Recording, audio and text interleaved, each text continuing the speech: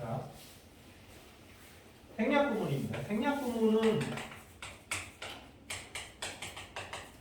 있던 놈이 없어지는 거잖아. 있던 놈이 없어지면 있는 놈은 어쨌든 어려워도 뭐 단어 찾고 뭐 해갖고 해석을 하는데 안 보이면 해석을 일단 못 하게 되잖아. 안 보이면. 이제 안 보이는 일들이 왜 벌어지느냐? 이게 우리가 병렬이라는 부분하고 연결시켜야 돼요. 병렬과 일치. 이 부분하고 연결이 돼요. 병렬과 일치에서 이 상황들이 벌어지는 이유는 뭐냐면 가장 대표적으로 and, but, or 그죠? 얘네들이 병렬 구조의 앞에 A와 B가 이렇게 일치, 병렬이 이루어진다 이 얘기잖아요. 그러면 상식적으로 우리가 어떤 문장을 볼 때 주어, 동사, 목적어, 보어, 부사 이렇게 있다 그랬죠. 이거 기본 뼈대였고 그리고 and가 나오면 다시 주어, 동사, 목적어, 보어, 부사 그렇죠? 이렇게 and가 나오면 이렇게 새로운 문장이 또 하나 출발하는 게 기본 틀이라고 그랬잖아요. 근데 이 상황에서 만약에 주어하고 동사가 앞에 있는 주어 동사가 뒤에 있는 주어 동사와 동일하면 이 뒤에 있는 주어 동사를 굳이 쓸 일이 없는 거죠. 그렇죠? 한 문장 내이기 때문에 얘는 뭐가 돼요? 생략이 발생하게 되는 거예요. 그렇죠? 그러면 우리가 and 뒤에 목적어가 나왔을 때 이 목적어가 이 앞에 있는 이 목적어가 병렬이라는 걸 확인한 다음에 생략된 부분이 이놈이었다라는 것을 빠른 속도로 문장 내에서 속아내서 그걸 이해하면 해석의 자연스러움과 어법적인 완성이 일어나게 되는 거죠. 그러니까 생략은 없어진 놈을 찾아내야 되는 게임이다 보니까 왜 없어지는지를 알아야 역으로 계산해 볼 수가 있게 되는 거죠. 그래서 보통은 이런 병렬 구조에서 일치관계를 따질 때 어디까지 일치되느냐에 따라서 그 생략된 부분을 우리가 추적해낼 수 있다. 그래서 생략의 핵심은 바로 병렬과 일치해서 주로 발생하는 거다.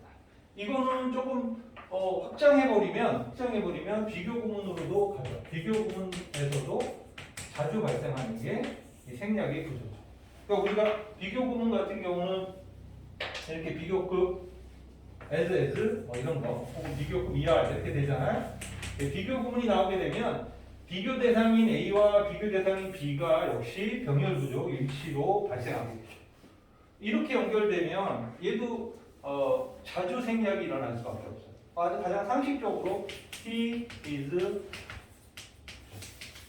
older than 뭐 I am 원래 I am old 그렇죠? 여기까지요. 내가 나이 든 거보다 그가 더 나이가 들어야 되는 건데 굳이 여기서는 이 부분은 반복할 필요 없으니까 생략이 발생하는 거죠. 그렇죠? 네, 그래서 굳이 이거까지 쓸 필요 없어. 왜 여기 있으니까 비동사가 ol드라는 형용사가 있으니까 여기는 이게 반복할 필요가 없다. 그래서 생략이 발생한다는 거죠. 그래서 비교 구문의 생략은 자주 일어나는데 비교 구문의 생략에서는 조심해야 되는 게 하나 있죠. 비교 구문의 생략은 앞에 있는 병렬 구조와는 달리 대동사가 등장해요. 얘는 대동사의 등장. 그러니까 생략이 일어남과 동시에 대동사가 등장함으로써 그 생략된 동사를 갖다 대동사로 이렇게 변환시키는 경우들이 많이 일어나죠. 그래서 앞에 비동사가 있었을 때 그 대동사는 비동사가 오고 앞에 조동사가 있을 때 뒤에 그 대동사는 조동사이기 때문에 얘네들은 시험에 나올 확률이 굉장히 적을 수밖에 없어요. 왜? 똑같이 생겼으니까 재미가 없죠. 네, 문법 문제로 내도 재미없죠. 그런데 앞에가 일반 동사들이 있으면 뒤에는 두 조동사가 나오죠. 이렇게 되면 얘는 이제 어떻게 돼요? 조금 더 똑같이 생기지 않은 데다가 이 대동사가 어떤 일반 동사를 의미하는지를 추론해내서 해석을 해야 정확한 해석이 일어나는 거니까 결국은 이 생략에 있어서 이 대동사는 또 중요한 역할을 한다. 그래서 병렬 구조, and, but, or로 연결되는 그 등위 접속사에서의 병렬 구조와 비교 구문에서 생략이 굉장히 자주 일어나는 편이다라고 볼 수 있죠. 그리고 우리가 그냥 상식적인 그 생략의 구조 중에 가장 많이 알고 있는 게 뭐예요? 그러니까 그 관계대명사가 이끄는 그 문장, 즉 수식어구들이 생략이 일어나는 경우, 그러니까 부사절이라든가 관계대명사절과 같은 형용사절들이 생략이 자주 일어나요. 그래서 상식적인 생략하면 떠오르는 게 뭐가 있죠? 첫 번째 그 부사절 부사절의 생략. 이건 뭐냐면 while, 그죠? when 이게 시간이죠. 그리고 뭐 if 조건, 그리고 though 양보, 그리고 as, because와 같은 원인 이런 접속사들, 뭐 가장 대표적인 부사절 접속사죠. 시간, 조건, 양보, 이유를 나타내는 이 네 개의 접속사들은 주어와 비동사를 생략을 항상 할 수 있죠. 주어 비동사 생략이에요. 하지만 이 조건이 선행되려면 본문의 주어와 생략된 주어가 반드시 일치해야만 성립이 되죠. 그러니까 이것도 어법이 될 수 있는 게 뭐냐면 아주 간단한 문장은 이런 문장이죠. When a boy she loved him 이랬을 때 어렸을 때 그녀가 그를 사랑했어. 어렸을 때 boy가 힘을 지칭하기 때문에 한국 사람들은 이 말의 뉘앙스가 별 어려움 없이 이 말을 그냥 받아들이지만 영어는 이렇게 쓰면 틀리는 문장이 되고요. 왜냐하면 여기 생략된 주어 비동사가 누구랑 일치해야 된다고요? 본문의 주어와 일치해야 되는 거니까 여기 쉬워즈가 된다라는 거잖아요. 생략된 게. 그렇죠? 트랜스젠더. 그렇죠. 그러니까 안 된다는 거예요. 이런 거 안 된다는 거예요. 그러니까 영어 어법에서 생략이 그냥 심심하면 일어나는 게 아니라 반드시 선제 조건이 있어야 된다는 거예요. 앞에 존재해야 생략이 발생한다. 이 규칙이 선행되지 않으면 생략이 안 일어나요. 그런데 이 선생님이 이거 쉬운 문장 썼지만 이게 아주 길고 복잡한 문장에서 발생하면 찾기가 정말 어려워. 생략이 일어난 건지 아닌지 판단을 할 수 있어야 되기 때문에. 그래서 부사들에서의 생략이 가장 대표적이고, 그리고 네 번째 형용사들이죠. 보통 관계사, 그죠? 관계사의 생략이에요. 이건 뭐냐면 보통은 흔하게 일어나는 게 뭐죠? 목적격 관계대명사의 생략이죠. 목적격 관계 생략. 그 문장에서 이렇게 하다 선임명사 있고, 그리고 목적격 관계대명사, 목적격 관계가 있고, 그리고 주어, 동사 이렇게 나와요. 보통 목적격 관계대명사 다음에 주어, 동사 이렇게 나와요. 왜냐면 뒤에 목적어가 여기 없는 거예요. 요 자리가 없는 거니까 이렇게 나오는데, 보통 뭐 목적격 관계대명사 하면 which, whom, 얘네들이 가장 대표적인 목적격 관계대명사인데, 목적격 관계대명사라는 게 확인되고 뒤에 조동사가 이게 나오면 얘네들은 생략이 100% 일어나고 있다.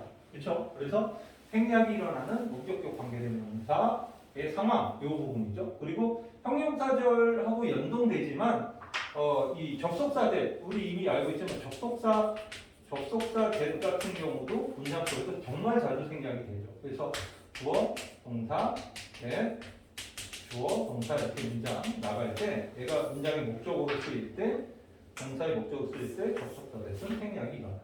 그래서 생략이 발생하는 부분들은 실제로 우리가 문장에서 굉장히 자주 맞닥뜨리는 부분이죠. 근데 이 형용사절의 생략 중에 하나 유명한 놈이 3번이죠. 3번. 바로 관계대명사의 비동사가 생략된다. 그러면 뒤에 남는 게 뭐예요? PP나 ING가 남을 확률이 90%가 넘죠. 그래서 이 관계대명사 비동사가 생략될 때 PP, ING가 남다 보니까 여기 PP가 답이야, ING가 답이야 하는 문제로 굉장히 자주 나와요. 이게 무슨 소리냐면 앞에 명사가 있고, 그리고 갑자기 PP 혹은 ING 중에 누가 답인지를 물어보고 문장이 이렇게 쭉 흘러갈 때, 그때 여기 생략된 게 관계대명사 비동사라는 것을 찾아내면 되겠죠. 그렇죠? 관계대명사 비동사를 집어넣고, 그래서 이 둘의 관계가 수동 관계인지 능동 관계인지를 따져갖고 PPING를 판단해야 되기 때문에 생략이 발생했다는 사실을 문장 속에서 분사들은 대부분 관계대명사 비동사가 생략된 것하고 일치하게 본다라고 보는 거죠. 그래서 실제로 생략이 발생하는, 물론 더 수많은 생략 구문이 있어요. 여기서는 선생님이 여러분들에게 가르쳐주고 싶은 아주 강력한 생략 구조는 없거든요. 그래서 그건 뺐어요. 그 부분은 뺐어요. 왜냐하면 if가 생략될 때 일어나는 도치가 발생하거든요. 근데 그 부분은 여기 없어요. 없어서 선생님 그 부분은 나중에 나오면 한 번 더 설명할 거고, 지금 여기 있는 부분으로 본다면 생략이 발생하는 주 파트가 이런 것들이다라고 보는 거죠. 그러니까 생략은 왜 발생하는지를 안다 하더라도 막상 문장 속에서 생략이 발생했는지를 찾아내기가 가끔 어려울 때가 있다라는 거예요. 그래서 이 160번부터 167번까지 이렇게 한번 보면 되지만 지금 이제 생략 부분은 이렇게 하고요. 여기 생략에서 한 가지만 더 설명하고 합의 부분은 엄청 짧은 거니까 묶어서 설명을 좀 할게요. 자, 요거 좀 지우고요. 앞에 거. 생략 부분에 하나가 남아있는데, 바로 그게, 이게 지금 번호가 4번까지 갔죠? 5번에 대부정사라는 놈을 하나 배워야 됩니다. 대부정사는 뭐냐라는 사실인데요. 자, 대부정사는 생략에 있어서 중요한 규칙 중에 하나다. 볼게요. 자, 5번.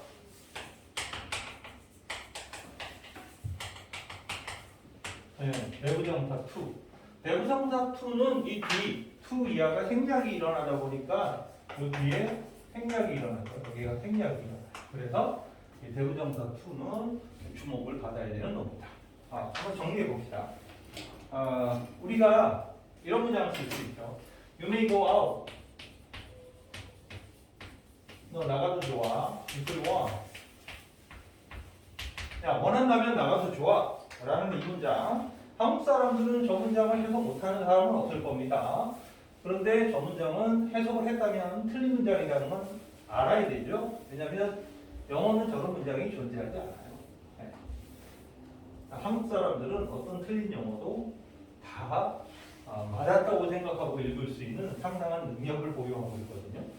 저 문장이 어디가 틀렸냐면 누가 봐도 생략이 일어난 것으로 보입니다. 그렇죠? 왜?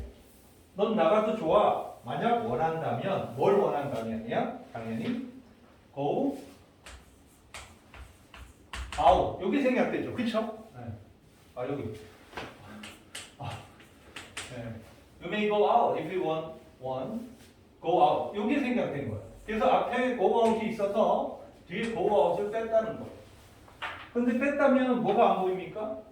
want는 go와 충돌이 일어나니까 여기 있어야 문장이 어법적으로 성립이 되겠죠. 근데 to 부정사는 앞에 있었나요? 없었죠. 그러니까 얘는 생략할 수가 없는 놈이에요. 그래서 여기까지 이렇게 쓰는 것이 바로 대부정사 규칙입니다. 그러니까 대부정사는 누가 생략된지를 아주 명확하게 보여주는 거죠. 앞에 동사, 부가 소부정사 뒤에서 생략됐다는 걸 보여주는 거죠. 그러니까 왜냐하면 to 부정사는 뒤에 동사 원형을 중심으로 하는 동사 구가 나올 수밖에 없으니까 앞에 있는 동사 누굴 받아줬는가, 그게 to 뒤에 누가 생략됐는지 확인하는 것입니다. 이게 대부정사로 역시 중요한 거죠. 왜냐하면 아까도 얘기했지만 요거 빼고 이렇게 문제 내면 우리는 이게 맞았는지 틀렸는지 판단하기가 어렵다는 거예요. 한국 사람들 입장에서. 근데 반드시 영어는 to를 써줘야지 go out이 생략됐다는 게 성립된다는 거예요. 그렇죠? 그러니까 이 부분까지 정리한다면 대부정사. 대부정사 to는 특별한 관용구가 있는 건 아니에요. 그래서 투부정사로 일어날 수 있는 모든, 예를 들어 투부정사만을 목적으로 취하는 동사 뒤에 to들은 다 대부정사가 되겠죠.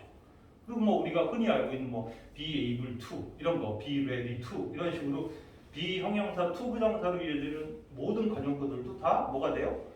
대부정사가 발생하죠. 그러니까 투부정사로 끝날 수 있는 모든 자리들, 심지어 enable 목적어 투부정사 이런 것들이 있잖아요. 그렇죠? 얘네들도 enable 목적어 to 이것도 대부정사가 되냐. 그러니까 투부정사는 모두 대부정사가 되기 때문에 그 뒤에 생략된 부분을 추적해낼 수 있어야 된다. 이게 이제 대부정사, 투부정사의 생략이다. 이렇게 보시면 되고요.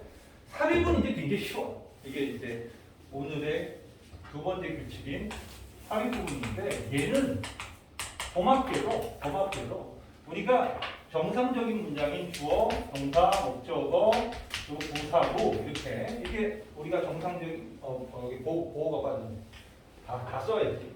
보호, 부사고 이렇게 문장에서 나올 수 있는 게 다 나온 건데 여기에 삽입이 일어난다라는 것은요.